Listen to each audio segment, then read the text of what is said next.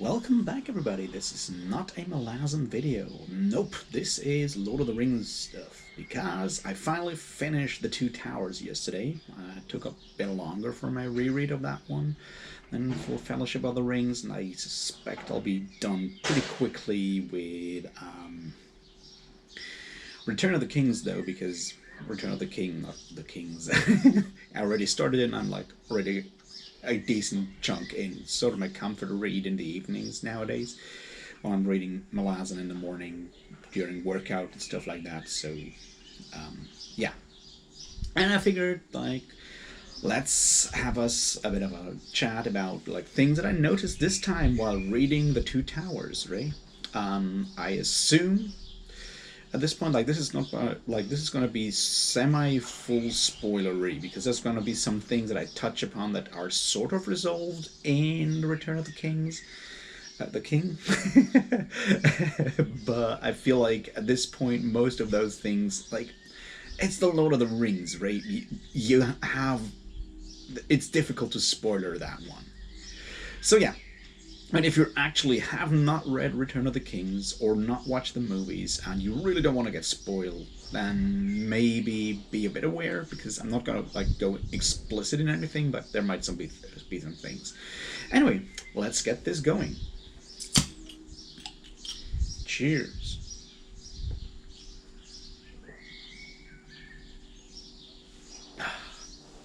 So one thing that I appreciated more this time around, I feel, than the last time I read it, or was more aware of this time, is how splitting the Fellowship at the end of Fellowship of the Ring, and having, like, first just focusing on Sam, Pippin, and the other people that are left, how that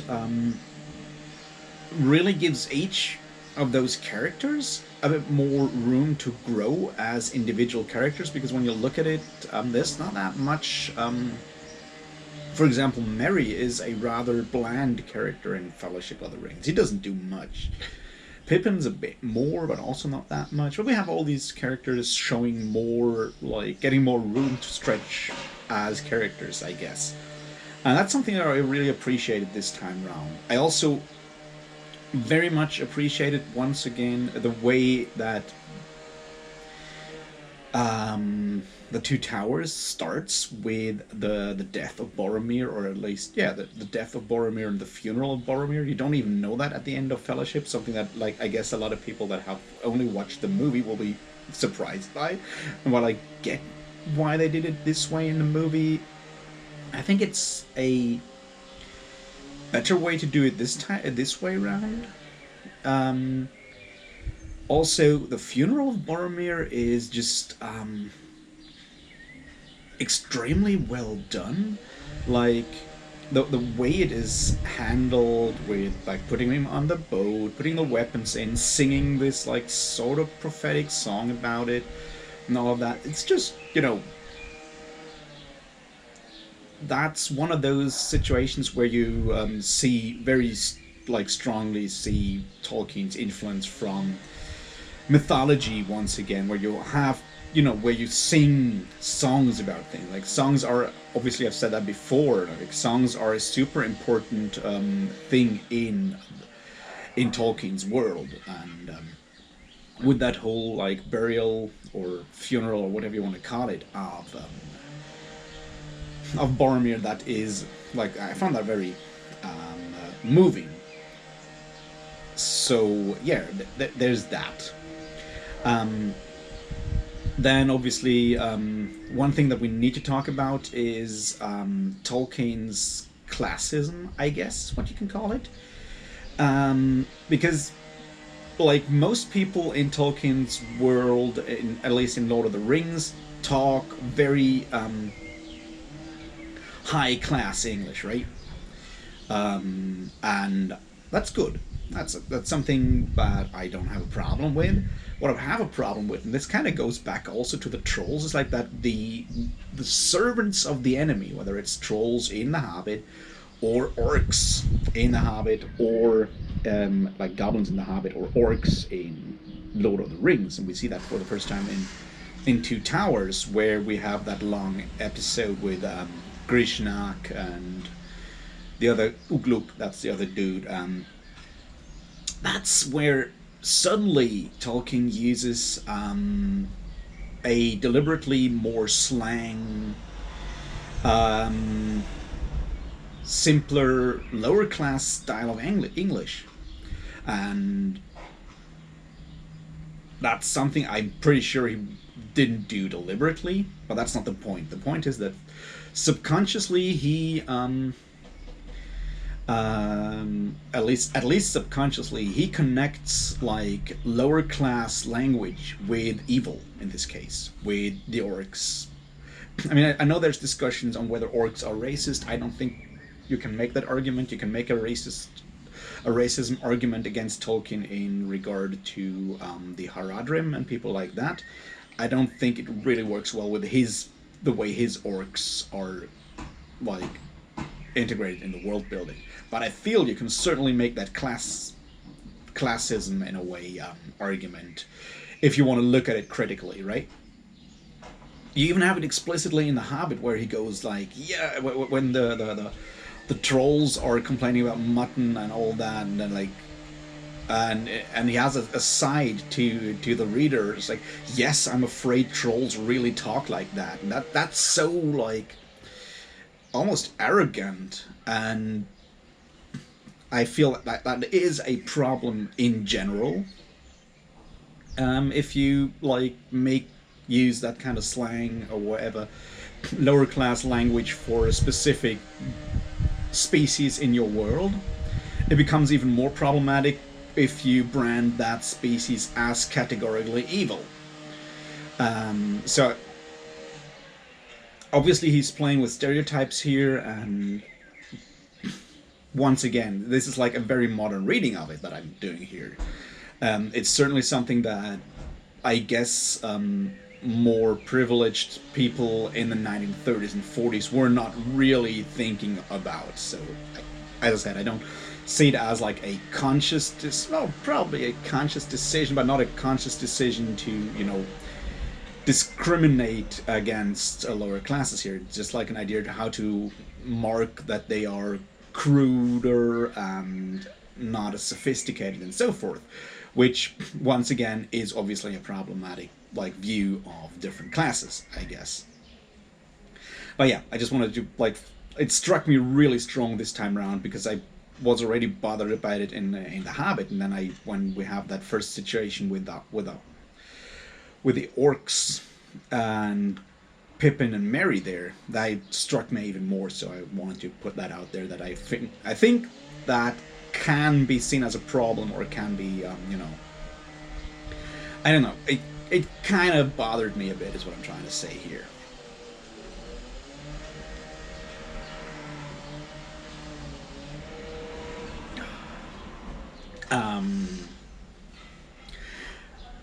Then what else was interesting? I feel like one thing that we need to understand, and it kind of struck me once more in the Two Towers, is that a lot of the characters within these books are not human. And that includes people that are called human, right? They are not average people, average representations of their people. When you have someone like Aragorn, you have someone like Gimli, and I feel it's special, like with Gimli, Aragorn, and Legolas, it shows up in their hunt when they just run over the fields for hours and hours and hours and hours. They are doing something extraordinary. There are extraordinary, almost ideal representations of their of human, or they are greater than that, and that is something that shows again and again when it comes to other things that some of these characters do. One of those is prophesying. It's one of those things that I realized recently when reading it. Both the Fellowship, it shows up again in Two Towers. It shows up even more, a lot of it also in The Return of the King. There's a lot of people in this book that make true prophecies. So this is once again, I guess, on the one hand, a fallback to legend and mythology where words have power, and saying things can have an influence on the outcome. I mean, it's something we still have, like this, like don't jinx something or whatever. We have that still subconsciously, but within Tolkien's writing here, it is also not. It's not explicitly mentioned, right? It's not like because he doesn't do like the whole stupid magic system thing, but it is like you have it in, I don't know, when you look back at the Fellowship, when they are going through Moria, and Aragorn is like, I say this to you, Gandalf, that if you pass the gates of Moria, beware. And we know what happens, obviously.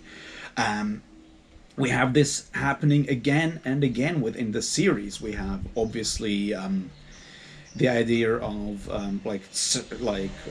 Gandalf at the beginning, like, my heart warns me that ere the end Gollum has to do with, will play a part in the story of the ring again. And obviously that happens. And we have it with Faramir here when he talks to Gollum and says, like, beware if you if you betray Frodo, I warn you something will happen. These once again, these are all people that are special. They are not your average soldier. They're not Mablung and Damrod or whatever. Faramir is once again a descended from the High Númenóreans and all of that, but they are larger than life characters. They are heroes in the true sense of the word, right? When you look at the idea of heroes and hero worship in like ancient Greece, for example, those were people that were like oftentimes physically even like larger than life. When we have that whole idea of quick aside, when Caimon brings back the bones of Theseus, the way he knew that he was the first hero, like their hero Theseus, was because the bones were larger than average human bones. The idea of like people being larger than life, quite literally, is what made people heroes in a certain way. And that then once again comes back with people that we read about in the Lord of the Rings in general, because this is not much of it is a story about the average day, like average guy. Not at all. It is like, we obviously there are those people, a few of them, but we never like meet many of the actual people that make a kingdom run. It's like, yeah, of course, like not everyone in Rohan is a rider and warrior all the time. That's not how society works. Same with Minas Tirith or whatever. Like that's not how it works. But we don't see any of that because it is, once again,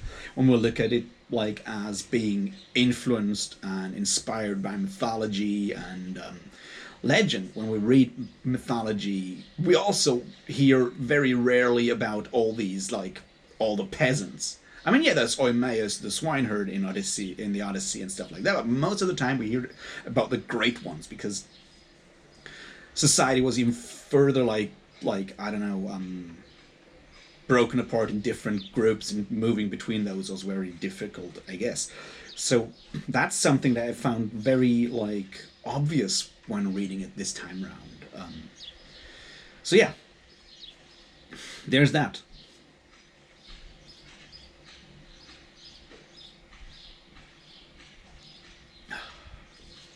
Another thing that I found interesting or was aware of is like that story of the Ents and the Entwives,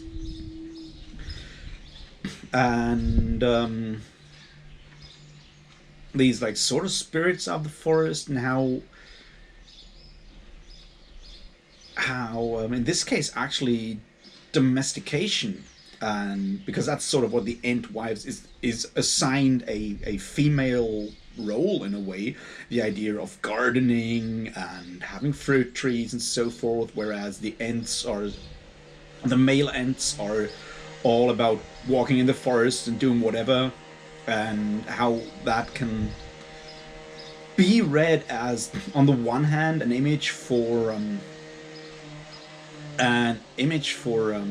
you know, gender roles and stuff like that, if you want to. But on the other hand, it's fascinating that in this case, When you look at the idea that something like patriarchy is something that came with, like, you know, labor division and the rise of an agrarian society. In this case, this also has this weird connection with, like, when you have that break off into like a more like an agrarian society, if you want to call it like that, with the Entwives. And on the other hand, you have the Ents, the male Ents, who just like still, nomad style wander through the forest and do whatever Ents do there, like, well, tree herding, I guess, mostly. Um, there's that. Um, Another thing that I found very interesting is with the whole Battle of Helm's Deep, how short it is in the book. It's something that we, I guess, have almost forgotten with the movies and how long the battle is there. But, like, Tolkien, when he describes battles, he does so in a very abstract way, especially when you compare it to modern fantasy writers who go all in. You like make a point of mentioning how it smells of blood and feces and all the other stuff that like you smell when you cut someone open. He doesn't do any of that. It's like the maximum that happens is that people get, like, decapitate orcs. That's sort of the maximum that happens there. Um, but yeah, it still feels extremely epic to read that battle because he is so good at it. It's like the same when you, once again, read, like, going to like a more mythological level, or like a lot of those battles are also not, described in that kind of detail. Although when you go to like the Iliad, there is a lot of like rather explicit fighting going on there. So I feel that's one of those things where it's interesting to look at how the movies have translated that into like a more modern perception by making it a very explicit combat scene that goes forever and ever and ever. Another thing that I feel is interesting to look at is the story of the Ents, like the Ents' attack of Isengard and victory over Isengard in a way, because that's, I feel like, I mean, we've spoken about that before, that Tolkien is very much a lover of nature, but this is something that comes up again and again, I feel, in the Two Towers and later on as well. It's like the idea of beauty and peril being combined, right? I mean, he loves to use the word peril, not so much danger, because that's his style. But the point is that while Tolkien obviously loves nature and mourns the attacks of civilization on nature, the cutting down of trees and all of that, he is very much aware of the fact that nature can be extremely brutal and dangerous and strong. And that is obviously very explicit when you have, like, once you rouse nature. And this, I feel, is a theme that might be interesting to connect to for people like nowadays, when we have difficulty with like some of the stuff that's going on in Tolkien's writing, to connect to that idea of like the destruction of nature and the revenge of nature, which you can totally use for metaphors in current debates on climate change or whatever, if you want to. There's that. What else was interesting in that first part? I guess the use of voice is one of those, like the idea of words having power. Well, I've spoken about the idea of like prophecy or truth saying in a way that's going on there. But there's also, on the other hand, that whole idea of like the voice of Saruman, before that the voice of Grima, Wormtongue. It's like, it's very clear that like rhetoric and voice has a lot of power, and this is something that I found interesting when you compare it to what's going on with I don't know, because I'm reading it right now, the Malazan Book of the Fallen. It's like, how similar is the voice of Saruman to whatever the Forkul Assail are using there. So yeah, just an interconnection that I'm sure Stephen Erickson won't really appreciate, although I figure the underlying idea is a similar one, that is to be aware of the power of words and rhetoric in our world as well. And even though I guess at least Tolkien really abhorred allegory, I'm pretty sure these things come in there. It's like voices have power, and that's something that we as humans have known forever and ever, which is why you have that whole idea of powerful voices that are like enchanting, powerful by themselves, all the way back through all kinds of mythologies, whether it's sirens or whatever. You have that all the time, and you have it a lot there as well. So yeah, there was that. I'm not sure if I want to talk about Eowyn here already, although we need to talk about her in Return of the King, definitely. Um, well, what else do we have? I guess what we need to talk about some more is the idea of like the part with Sam and Frodo. I personally am not a huge fan of Sam and Frodo's part in this, like in book three, book four of Lord of the Rings, like the second book in Two Towers, because it's only their interaction, and while that interaction intensifies, and you have Sam's care for Frodo getting stronger and stronger. Um, I don't know. It's just less people they interact with. We obviously have the whole thing with Faramir, and that's like my biggest grief, I guess, with the Two Towers movie adaptation, is how they changed Faramir, because it completely changes his character and misrepresents his character, because he is, as we said from like the beginning on in this book, he is very clear about not getting even close to the temptation of the ring, which is something that we should, that is an important aspect for people to be wise in a way, to know the danger of specific things and keep away of them from them. But anyway, what else? The depiction of Gollum, or Smeagol. I feel Tolkien does this rather well in some regards, when he has these like I feel like almost the most powerful scene in that regard is near the end of Two Towers, when they're up on that cliff, almost entering the tunnel of Cirith Ungol. Cirith Ungol, I should say. The When you have like him coming back, and this I feel such a strong scene, because it's the only one, I guess, where we see Smeagol not through the eyes of Sam. I mean, it's mostly Sam. Sometimes Frodo is sort of our, can't call it viewpoint character, but you know what I mean. And in that one scene, Smeagol, like Sam is still sleeping and Frodo is still sleeping, and Smeagol comes back, and you have this, like, for once he seems like a sad old hobbit almost, and we have that whole idea that is like been in there from the beginning, the idea of pity towards Smeagol, which has happened before. And I feel a lot of times, because of his like weird speech pattern and all of that, it's difficult to have pity as a reader. It's difficult to have pity for Smeagol.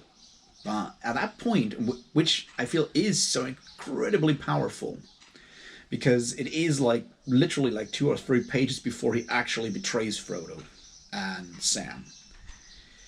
That's where you still see him like being like struggling with it, or at least being like maybe having regrets or second thoughts. It's a weird scene. Anyway, it struck an emotional chord with me, is what I'm trying to say here. Apart from that, the whole scene, like the whole thing that I mentioned before, the idea that Sam, like this, the relationship between Samwise and Sam and Frodo, is very much modeled upon the idea of that very, loyal servant to the British officer that that loyalty idea is super super strong in there, and you can see how that loyalty. And this is a problem we need to talk about like in a second. But what we see is that at the beginning, Sam is just an employee of. He's a servant of Frodo, and over time, that whole relationship of master and servant becomes something like friendship and love in a way. But it still remains a hierarchical relationship. Frodo is still clearly the master, and Sam is clearly the servant. This will never end. So it is in a way romanticizing the idea of master-servant relationships, and within like, and these are like relationships and hierarchical systems that you find in the military. You found that in the military. You found it in academia for a long time. You can find it in a lot of parts of society. And once again, romanticizing those kind of relationships and structures is something that we do to perpetuate that kind of system.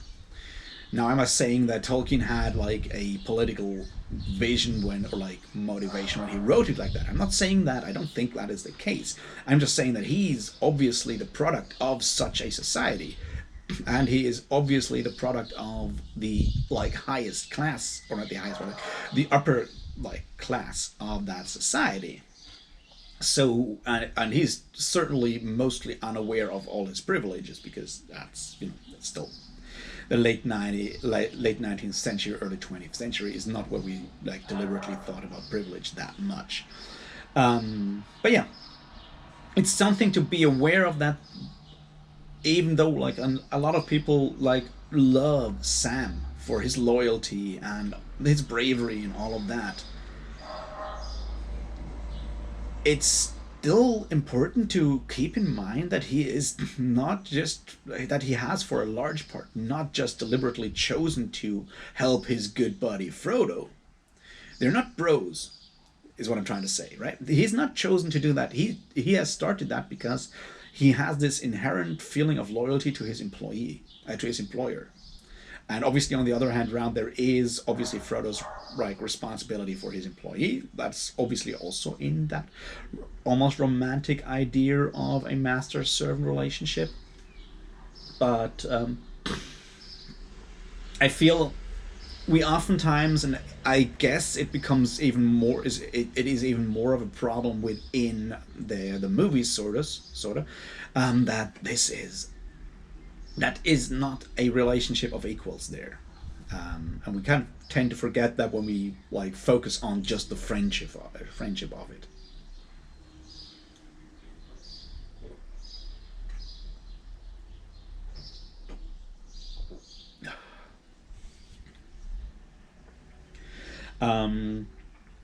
We also see that, I guess, in a way, in which is why I think it's more modeled on that idea of the certain, like in academia and less in the military. You see that with Frodo being very much like a more like an ethereal character. He's thinking a lot, and when it comes to actual action and practical choices, it's always Sam who does that, which is more like this idea that Sam is not only the servant because of like economic circumstances, but also because of his inclination, which can be like come close to like an Aristotelian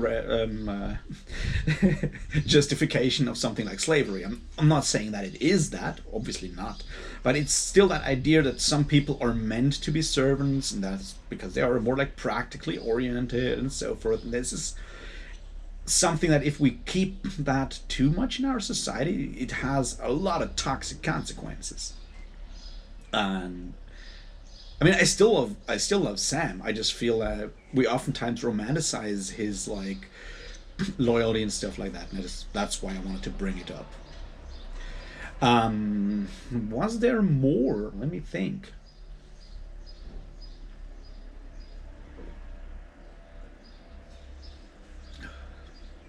Not really. I mean, I think I'll keep the discussion of like the depiction of the Southrons and the Haradrim as like for the Return of the King. And I guess that's just sort of all. I mean, once again, I really enjoyed it. I think it's a stronger book than Fellowship of the Ring because it actually broadens the scope so much. We get more room for each character. We get a lot to see a larger part of the world. We actually get to see the world more. It's not just like everyone moving. It's not just a travelogue where being pursued by people. It's much more of a like zooming out, so to speak, and having a broader scope, seeing that there's all kinds of different powers at work in the world that are at odds with each other, sometimes helping each other, and so forth. Whereas during Fellowship, it feels like there's basically the good guys, the Fellowship, and there's Sauron, the evil guy, and that's it. And now we have like the Ents doing their thing. We have Saruman falling prey to them. We have the Rohirrim being much more than just the good or the evil guys. There's like honorable, but they're also stuck in a lot of like problematic traditions and stuff like that. So we have all these things. The world becomes a bit more nuanced, I guess is what I'm trying to say here, and I really appreciate that.